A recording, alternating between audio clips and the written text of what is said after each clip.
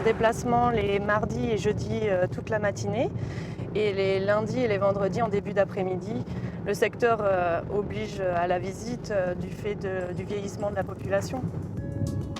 Ce matin, le docteur Moreau se rend au domicile de Louisette et Maurice Thomas. Le praticien est aujourd'hui accompagné d'une jeune interne en médecine. À 85 et 87 ans, le couple reçoit un traitement lourd et ne peut plus se déplacer. C'est Madame Thomas, c'est le docteur Moreau. J'arrive. La visite est donc particulièrement appréciée, d'autant que l'unique médecin de la commune est hyper sollicité. Ça va très bien. Étant donné qu'elle est la seule, elle est demandée de partout. Vous la voyez tous les combien? Tous les mois, parce qu'on a de la morphine, donc tous les mois, il faut qu'elle vienne. Donc ça c'est important, vous pouvez pas vous en passer? Ah non.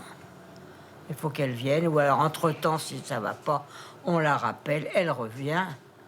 Et puis l'avantage c'est qu'elle vient à domicile, c'est pas le cas de tous les médecins. On peut pas se déplacer, donc alors automatiquement, elle vient à domicile. Pour nous, c'est très bien. Actuellement, le docteur Moreau suit 1 millier de patients. Mais cela ne suffit pas, un second médecin est aujourd'hui indispensable. Pour moi, ça améliorerait mon quotidien dans le sens où quand je dois m'absenter, mes patients n'ont pas spécialement de médecin à contacter parce que le fait de trouver des remplaçants devient un petit peu compliqué. Donc je préférerais avoir quelqu'un avec moi qui puisse assurer les urgences quand moi je suis absente du cabinet. Une situation qui fait réfléchir la jeune interne sur son avenir professionnel. Je pense qu'un médecin de nos jours qui se met à 100% dans son métier fait un burn-out très rapidement, ou en tout cas peu, et du coup c'est pas du tout ce qui est positif pour les patients. C'est mieux d'avoir un médecin qui s'arrêtera pas, qui arrêtera pas la prise en charge, qui n'aura pas besoin d'être arrêté pendant plusieurs mois à cause de ça. Être obligé d'être remplacé, c'est pas ce qui est le mieux pour les patients, donc je pense que c'est important de savoir faire la part des choses. Privilégier la famille et le cadre de vie. Le maire de la commune a bien compris qu'il s'agissait là d'un point clé pour recruter un deuxième médecin. Car cela fait 3 ans qu'il recherche. Alors pour convaincre, l'édile tente le tout pour le tout.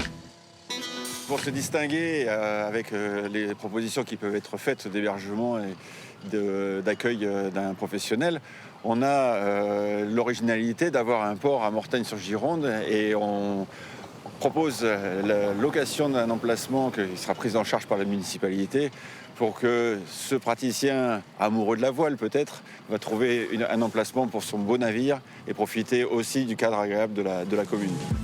Un comble, car la commune possède un autre atout de poids. Cette maison médicale, avec infirmière, kiné et même vue sur l'estuaire. Manifestement pas suffisant pour convaincre. Alors en attendant, monsieur le maire fourbit son arme ultime, une banderole. Elle sera bientôt installée sur le bord de la route. L'exercice est particulier parce que faire de la publicité au bord d'une route pour attirer un médecin, c'est pas un exercice qu'on avait l'habitude de voir sur nos routes de campagne. Nous sommes à Cozes, à une quinzaine de kilomètres de Mortagne-sur-Gironde. Ici aussi, le maire a installé une banderole sur le bord de la route et ça a marché. Bonjour. Allez, on y va. Allez, venez entrer. Depuis le 22 novembre dernier, le docteur Delpech est le nouveau médecin de la commune. Ça va, Maxou? Allez, on y va. Allez-y. Il tousse énormément la nuit. Il m'a fait une énorme crise d'asthme dans la nuit de vendredi à samedi. Bon, on va regarder ça.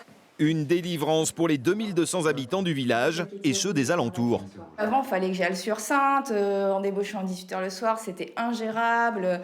Que là, on débauche, on vient le voir. C'est tout de suite une prise en charge. C'est parfait, quoi. Il nous manquait, quoi. Maintenant, il est là, on le garde. Je m'aperçois, et c'est vrai que c'est assez particulier, c'est que les gens étaient vraiment dans une demande de soins avec des patients qui n'ont pas vu de médecin parfois pendant 2 ou 3 ans, avec des pathologies qui peuvent décompenser. Donc, je ne dirais pas qu'il était temps que j'arrive, mais il était temps, effectivement, que ces gens puissent être pris en charge. Donc là, je pense qu'il faut aller jusqu'à Royan, je crois. C'est ça, ou Saint-Georges, dis donc. Aucune idée, je vais m'enseigner. Parce que là, quand je viens d'arriver aussi, c'est pareil, je ne suis pas au courant de tout.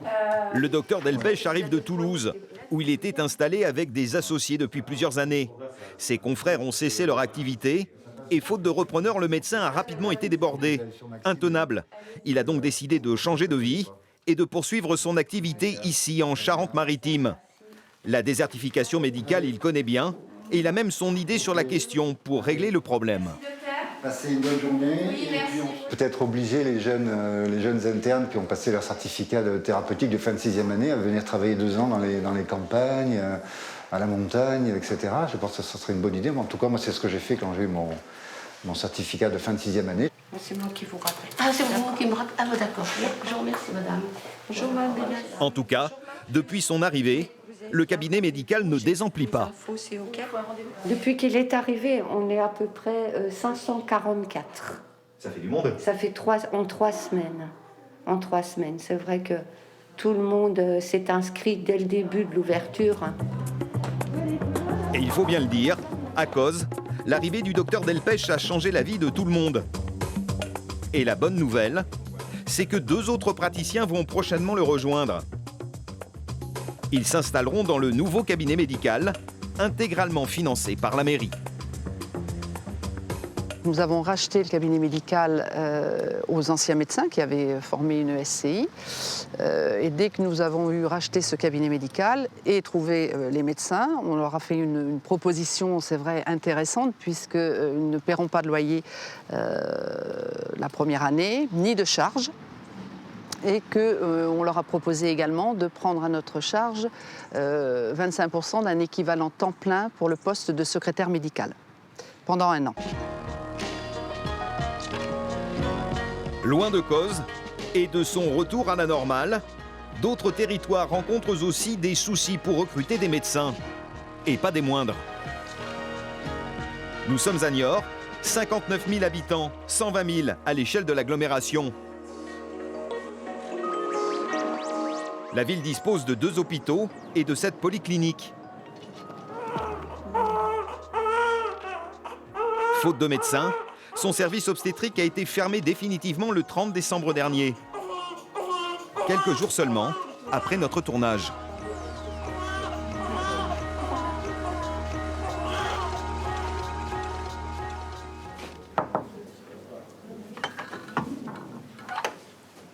Un coup dur pour beaucoup de futures mamans. Cindy, elle, est l'une des dernières patientes à avoir pu accoucher ici. Je voulais vraiment accoucher ici. Le public, comme je vous dis, voilà, c'est pas le personnel ou autre, c'est vraiment, je pense, la fréquence des accouchements qu'il peut y avoir, où justement la disponibilité des filles n'est pas là. Après, moi, ayant eu une césarienne en urgence, en plus, clairement, j'ai été très angoissée. Et du coup, les filles, elles ont été là, elles m'ont rassurée, et ça n'a pas de prix, quoi. Pourtant, depuis son arrivée il y a 2 ans, le directeur indique avoir multiplié les pistes pour embaucher les 3 médecins obstétriques manquants. Il dit en avoir rencontré plusieurs. Tous ont décliné son offre. La première raison est que les gynécologues obstétriciens souhaitent exercer dans des équipes de taille importante, c'est-à-dire entre 8 et 10 gynécologues, tout simplement pour des raisons de pénibilité, puisqu'en fait ça leur permet aussi de trouver un meilleur équilibre entre leur vie professionnelle et leur vie privée. Et puis la seconde raison, c'est qu'on a un certain nombre de gynécologues obstétriciens qui ne veulent plus exercer l'activité d'obstétrique, qui est une activité, comme je vous le disais, pénible et à risque, et pour laquelle les assurances sont très très élevées pour ces praticiens. Donc voilà les 2 motifs qui m'ont été présentés par les 3 gynécologues que j'ai reçus.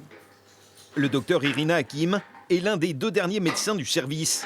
Comme les 18 autres membres du personnel, elle va être licenciée. Il y a 10 ans, elle avait quitté son pays, la Roumanie, pour venir travailler ici, alors que le manque de médecins se faisait déjà sentir. Aujourd'hui, cette ressource est totalement tarie. Maintenant, ni en Roumanie, les médecins ne veulent plus venir ici parce que les salaires sont bien là-bas. Donc, il n'y a pas beaucoup de médecins roumains qui veulent venir en France. Il a été 2-3 vagues, oui, mais maintenant, c'est arrêté. Il n'y a pas beaucoup de médecins qui viennent en France. Numerus clausus, temps partiel, équilibre entre vie professionnelle et personnelle, des amours de certaines filières, l'hémorragie de médecins qui frappe notre pays n'est à l'évidence pas prête de s'arrêter. C'est vrai que sûrement pour les 10 ans à venir, les Français vont devoir faire un peu de route pour accéder aux soins. Je ne suis pas sûr qu'ils soient contre le fait de faire de la route si jamais ils ont la réponse à leurs besoins. mais 10 années probablement difficiles avant peut-être d'avoir un soulagement. Le diagnostic est posé, reste maintenant à trouver le remède. Former plus de médecins ou reconsidérer notre système de santé auquel les Français sont particulièrement attachés. Le chantier ne fait que débuter.